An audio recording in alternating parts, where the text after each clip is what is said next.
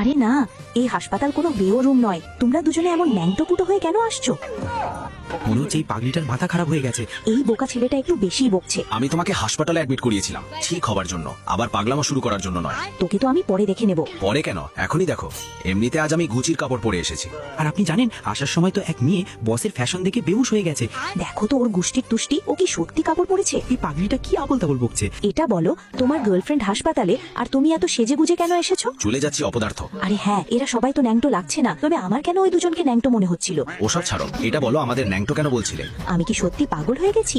আমার তো মনে হচ্ছে নিজের এক্সের বিরহ বেদনায় ও পাগল হয়ে গেছে। আপনি নিজেই দেখুন, ও একা একাই হেসে হেসে কথা বলছে। চুপ কর, আমার বাবুকে খেপানো বন্ধ কর।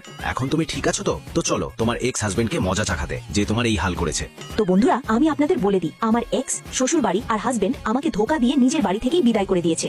আর ওদের ওপর প্রতিশোধ নেওয়ার জন্য আমি এই দুই ছেলের সাথে এই বোরিং পার্টিতে এসেছি, যেখানে আমার এক্সও আসার কথা। আর আপনারা যদি দেখতে চান আমি কিভাবে আমার এক্সকেও নানি মনে করিয়ে দিই, তবে লাইক, সাবস্ক্রাইব, কমেন্ট সেকশনে পার্ট 2 অবশ্যই টাইপ করবেন।